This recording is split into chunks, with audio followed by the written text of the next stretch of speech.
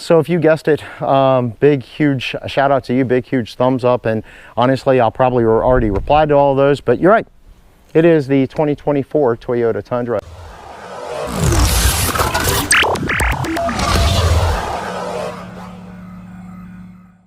Good morning and welcome to another episode of Bubba's Garage. I hope you guys are having a fabulous day. Guys, this video, by the time you see this video, it will be just after Thanksgiving. So I hope you all had a wonderful and blessed Thanksgiving. I hope you took some time out to really reflect on what it is that you might be thankful for. Today, in this video of Bubba's Garage, I'm going to give you guys an intro on our newest rig that we'll be building out for overland adventure across the United States. If you've been following us on Facebook or Instagram, then you probably have already saw that. So this is no surprise to you, but it is a big surprise for us because it's definitely not in our normal ballpark. Typically we do Jeeps, as you know, right here on Bubba's Garage. This is a little bit different. So stick around here in just a moment. We'll go ahead and pull this thing out and give you guys a sneak peek.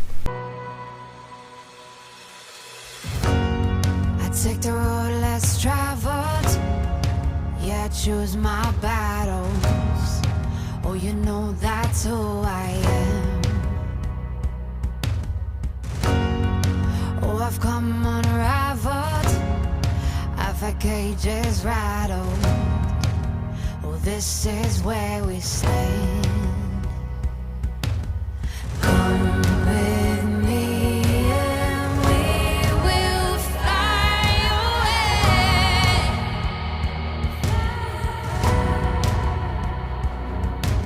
Run with me and we will seize the day. This is the moment. That's right, guys. If you follow us on Facebook, Instagram, or even Twitter for that matter, you probably already guessed it. We have the 2024 Toyota Tundra Limited with Nightshade package. Now, a lot of you guys have been mentioning to us for a while now that we needed to do a taco of some sort.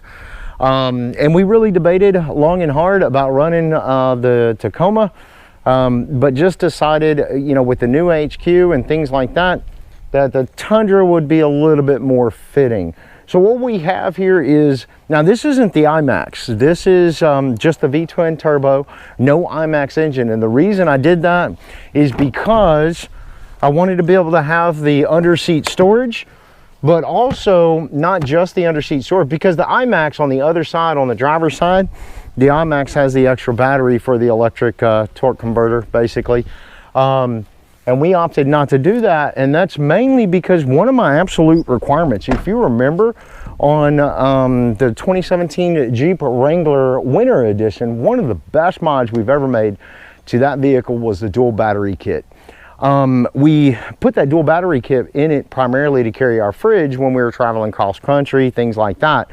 And honestly, it became one of those things that, well, we used daily in our daily lives. It was one of those things that we're always there. We're going out doing projects on other properties for other people or that kind of thing. It was really nice to always have my cold water with me. So one of the big things about that is I want to be able to do a dual battery kit setup on this. That'll be coming up maybe eventually. Right now, Genesis Off-Road does not offer one for the 2024 Tundra. I did reach out to them and talk to them about that. If we were a little bit closer, we could probably let them borrow the truck for a little while. But that's the reason why we did not get the IMAX version. Now, the Limited doesn't come with any major lifts or anything like that, so we'll be installing the Westcott. Now, this will be the Westcott 3N2 lift, so that'll be coming up here really soon. But let me just give you a little bit more details about, I mean, I'm not going to go into a lot of details because you guys can find this anywhere right now on YouTube about these trucks. So I'm not going to go into a lot of details, but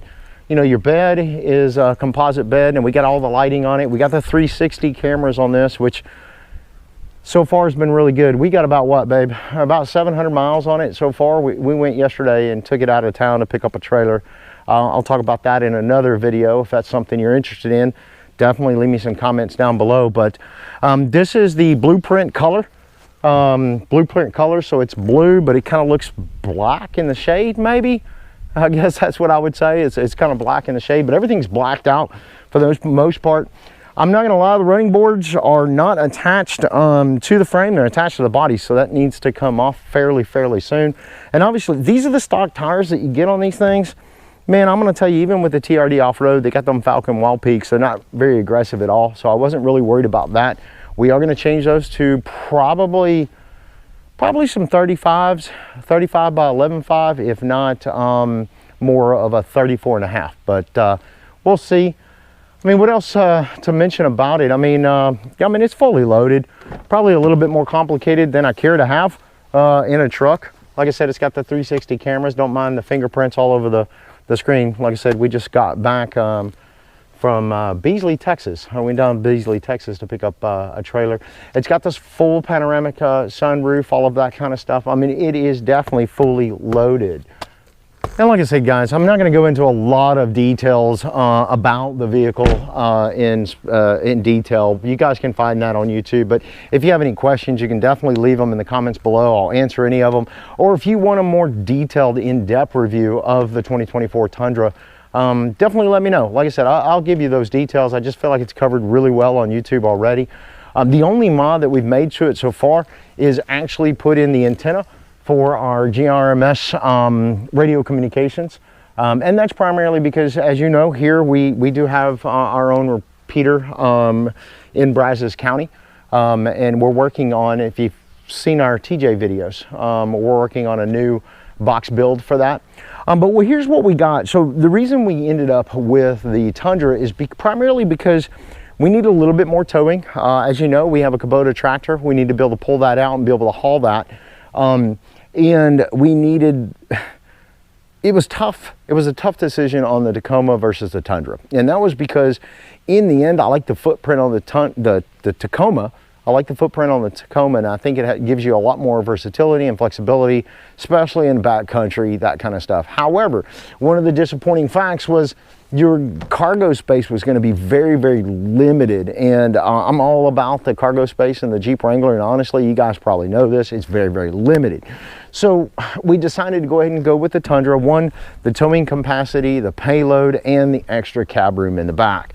As you noticed in our videos, if you follow us from a really long time ago, then you probably already know Shelby's not little anymore. So she's actually taller than I am. So having the extra leg room and things like that in the back seat definitely is going to help out quite a bit. And like I said, the towing and the things like that. We have our Venturist, our V-Series rig that we tow behind us. Now that thing maxes out at probably about 3,500 pounds, which maxes out the winter edition.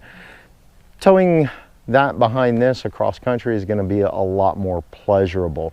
So that's the biggest reason, I think, why we went with the Tundra. And again, the new HQ kind of warrants bringing in a lot of different things, from stone to dirt to even mulch for the front beds and things like that. And we've had to do that with our little bitty 4x8 on the Jeep Wrangler. Now I know some of you guys out there, you're running your Jeep Wrangler and you're pulling these big old 3,000 pound trailers, and I respect that.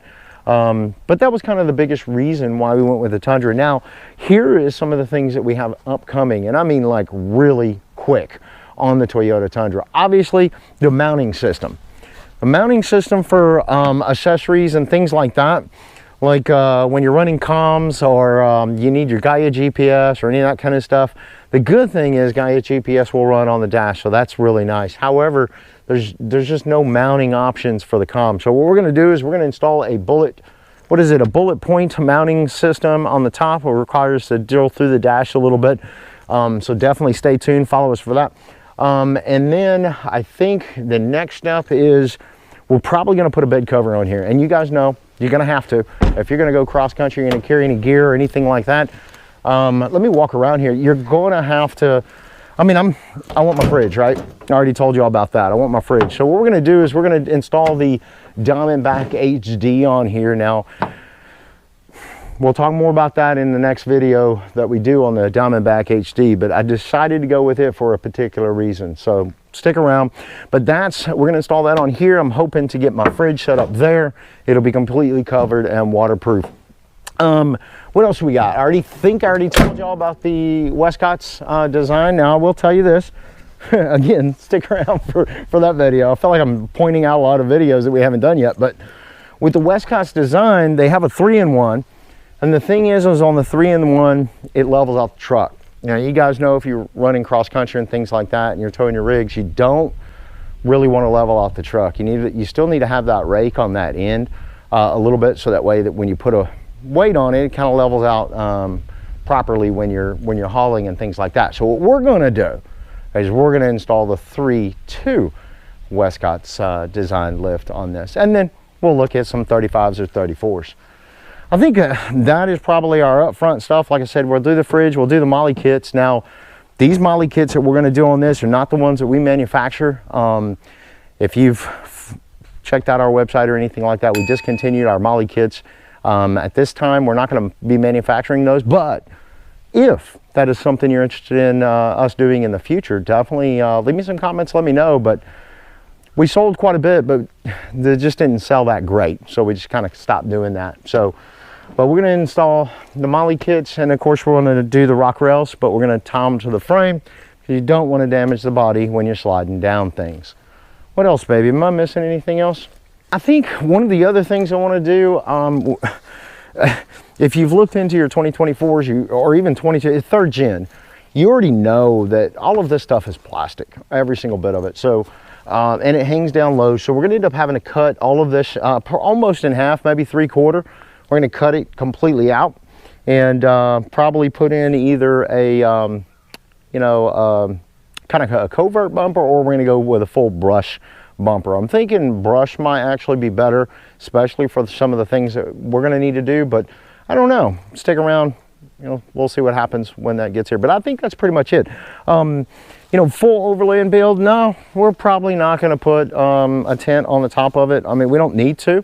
We have our 6x8 Venturist, and that's what we use for all of our overlanding. It's pretty much hook and book. Matter of fact, we'll be pulling it out here in the next few days, and we'll go through it and we'll clean it out and make sure everything's good to go. But it's pretty much straightforward. You attach it and go. So that's it. So if you guessed it, big, huge shout out to you, big, huge thumbs up. And honestly, I'll probably already replied to all of those, but you're right. It is the 2024 Toyota Tundra. And if you'd like to stick around to find out what we do and how we do it on this thing, definitely subscribe, because that's going to be something that's going to be very interesting. There's some particular things that I want to do, especially with that 7-pin. As you know, on our winter edition, when we hook up that 7-pin, it completely powers our rig 24/7, especially with the dual battery kit.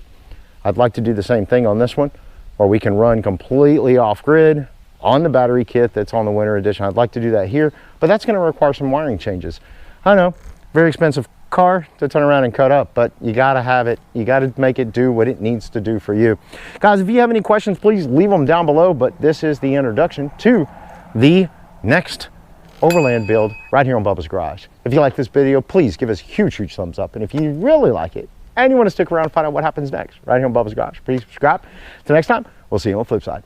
Good night, everybody.